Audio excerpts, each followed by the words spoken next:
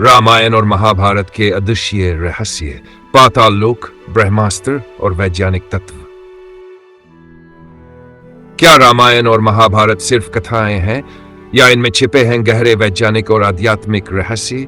क्या ब्रह्मास्त्र वास्तव में एक प्राचीन मिसाइल था? और पाताल लोक, क्या यह केवल एक कल्पना है या सचमुच इसका अस्तित्व था? आइए इन रहस्यों की गहराई में चलते हैं। क्या प्राचीन भारत में वायुयान थे? एक रहस्यमयी सत्य। जब हम विज्ञान और प्रौद्योगिकी की बात करते हैं तो हमारी सोच आधुनिक आविष्कारों तक ही सीमित रह जाती है। लेकिन क्या आपने कभी सोचा है कि हजारों साल पहले लिखे गए ग्रंथों में भी हवाई जहाजों का उल्लेख मिलता है? क्या सच में हमारे प्राचीन ऋषि मुनि उन्नत एरोनॉटिक्स, विमान निर्माण की जानकारी रखते थे? महर्षि भारद्वाज और विमान शास्त्र। प्राचीन भारतीय ग्रंथ विमानिक शास्त्र, वैमानिक शास्त्र में ऐसी बातें लिखी है जो किसी को भी हैरान कर सकती है। यह ग्रंथ महर्षि भारद्वाज द्वारा रचित माना जाता है और इसमें 4 प्रकार के विमानों का विस्तृत विवरण मिलता है। वह शकुन विमान, यह एक हल्का और तेज गति से उड़ने वाला विमान था जिसका उपयोग जासूसी और निगरानी के लिए किया जाता था। सुंदर विमान, यह राजा महाराजाओं के लिए बनाया गया था जो विलासिता से परिपूर्ण था और लंबे समय तक उड़ सकता था। यह त्रिपुरा विमान, यह जल, थल और आकाश तीनों स्थानों पर चलने में सक्षम था। क्या यह किसी आधुनिक उभयचर वाहन जैसा था? शक्तियान, यह सबसे रहस्यमयी विमान था जो अंतरिक्ष तक जाने की क्षमता रखता था। ग्रंथ में विमानों के निर्माण, उनकी धातुओं, ऊर्जा स्रोतों और संचालन की विधियों का उल्लेख किया गया है। क्या प्राचीन भारत में एंटी ग्रेविटी तकनीक थी?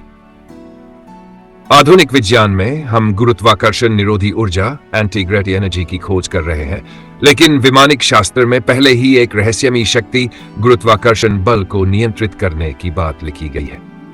संस्कृत ग्रंथों के अनुसार लघिमा और गरिमा सिद्धियों द्वारा कोई भी वस्तु अपनी भारहीनता को नियंत्रित कर सकती थी। क्या हमारे प्राचीन ऋषि किसी ऐसी तकनीक से परिचित थे जिससे वे गुरुत्वाकर्षण बल को कम कर सकते थे? क्या प्राचीन विमान सौर ऊर्जा से चलते थे? शोधकर्ताओं ने पाया है कि विमानिक शास्त्र में सौर ऊर्जा संचालित विमानों का भी उल्लेख मिलता है। इसमें एक ऐसी तकनीक बताई गई है जो सूर्य की ऊर्जा को सीधे विमान के इंजन में परिवर्तित कर सकती थी। आज की दुनिया में वैज्ञानिक सोलर पावर्ड एयरक्राफ्ट विकसित कर रहे हैं, लेकिन क्या यह तकनीक पहले से ही हमारे पास थी और समय के साथ खो गई? रहस्यमयी प्रमाण, क्या यह केवल कल्पना थी? या 1995 में एक भारतीय वैज्ञानिक शिवकर बापूजी तलपड़े ने एक विमान उड़ाने का दावा किया था जो उन्होंने विमानिक शास्त्र के सिद्धांतों पर आधारित बनाया था। कुछ रिपोर्ट्स के अनुसार यह विमान करीब 150 फीट तक हवा में उड़ा। यिंटाइजू ओनाइट में एक ब्रिटिश वैज्ञानिक ने जब इस ग्रंथ का अध्ययन किया तो उन्होंने पाया कि इसमें दिए गणितीय सूत्र न्यूटन और आइंस्टीन के गुरुत्वाकर्षण सिद्धांतों से भी पहले लिखे गए थे। महाभारत और रामायण में भी विमानों का उल्लेख मिलता है। रावण का पुष्पक विमान केवल एक मिथक था या फिर वह उन्नत तकनीक का प्रतीक था? तो रहस्य की गहराई में एक सवाल, यदि यह सब सत्य है तो इसका मतलब यह होगा कि प्राचीन भारत विज्ञान और प्रौद्योगिकी में इतना उन्नत था कि आधुनिक वैज्ञानिक भी इसे पूरी तरह से समझ नहीं पाए हैं। तो क्या यह ज्ञान वास्तव में खो गया या इसे हम फिर से खोजने की कगार पर हैं? ब्रह्मास्त्र, क्या यह एक प्राचीन मिसाइल थी?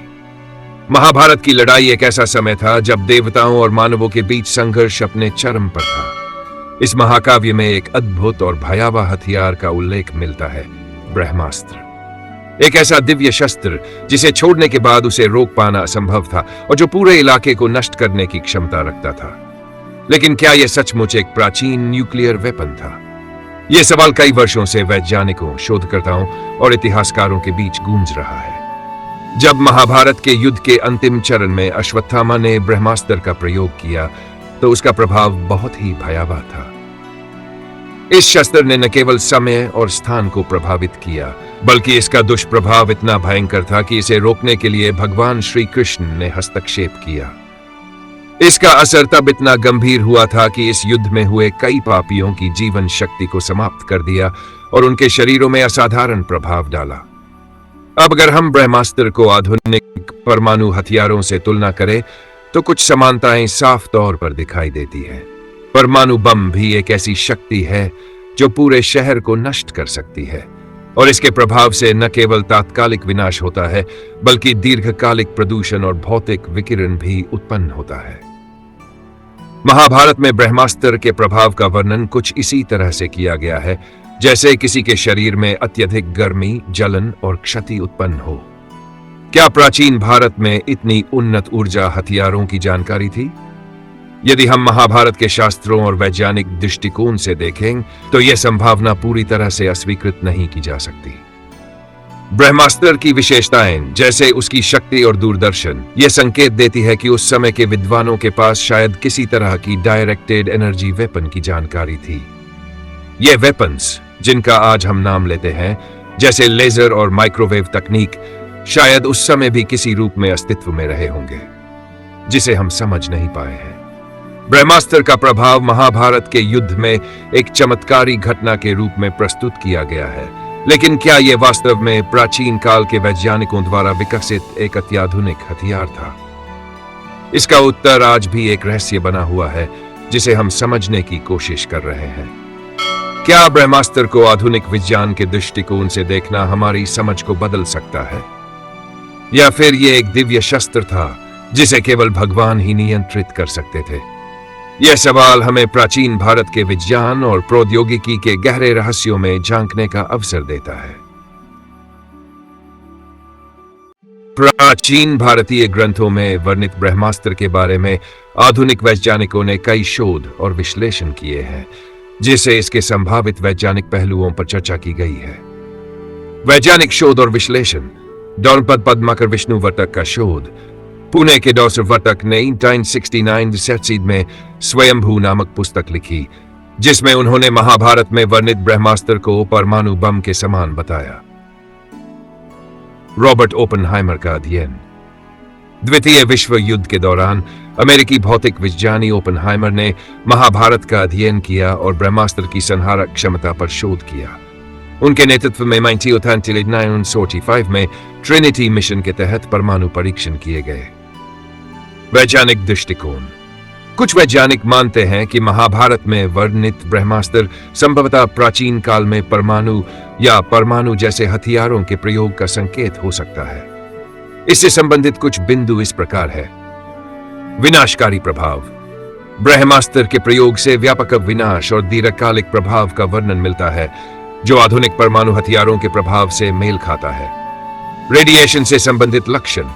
महाभारत में ब्रह्मास्त्र के प्रभाव से गर्भ में पल रहे शिशुओं की मृत्यु और भूमि की उपजाऊ क्षमता में कमी का उल्लेख है जो रेडिएशन के प्रभाव को दर्शाता है।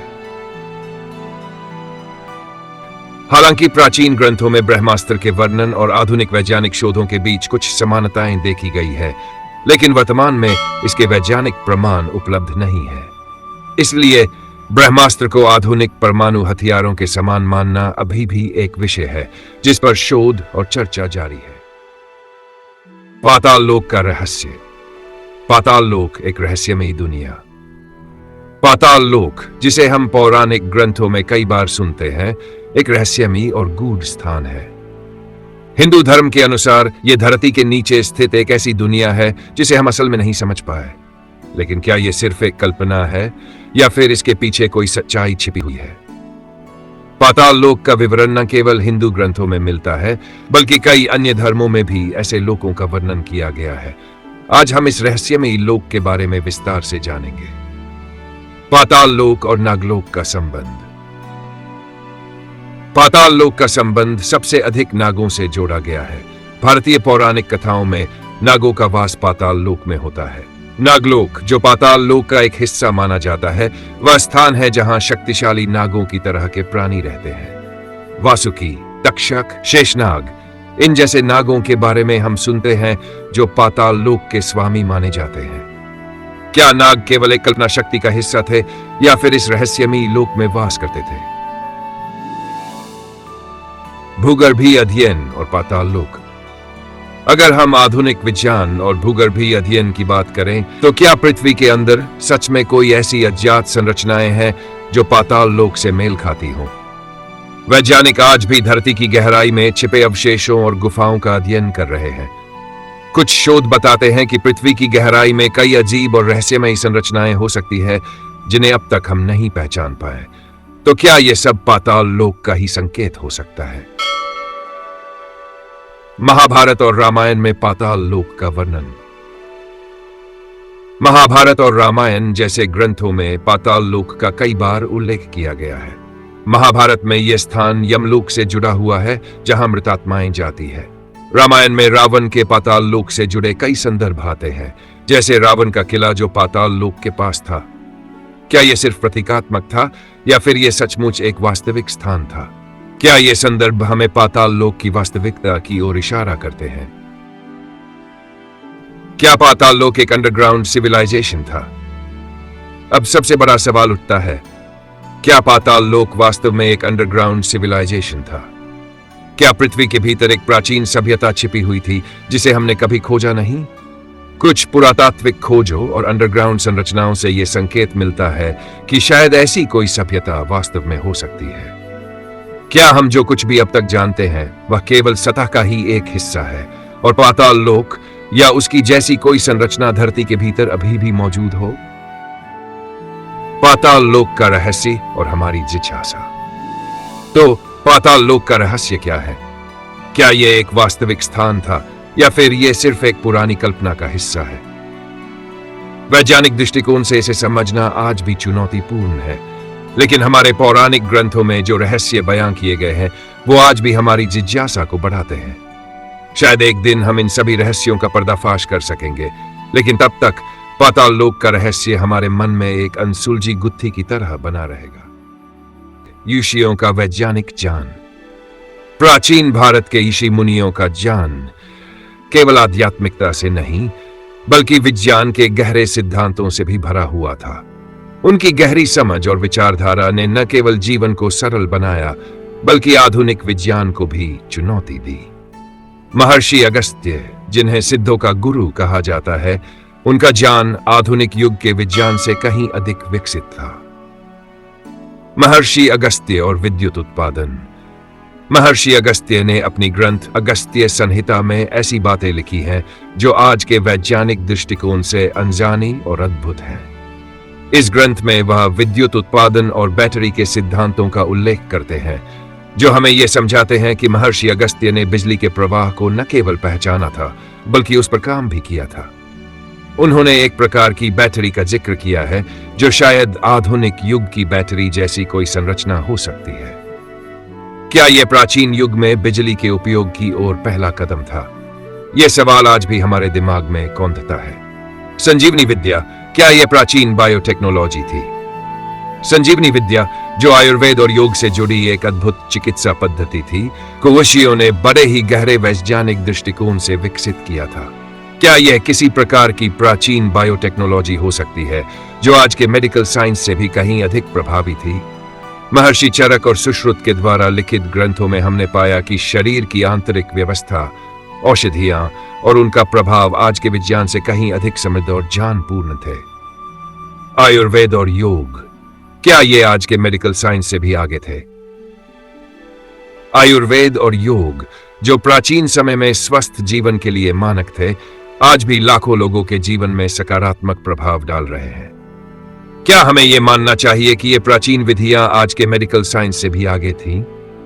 ऋषियों ने शरीर के प्रत्येक अंग, तंत्र और कोशिकाओं के बारे में गहरी समझ विकसित की थी जो आज की चिकित्सा पद्धतियों से कहीं ज्यादा समग्र और प्राकृतिक थी।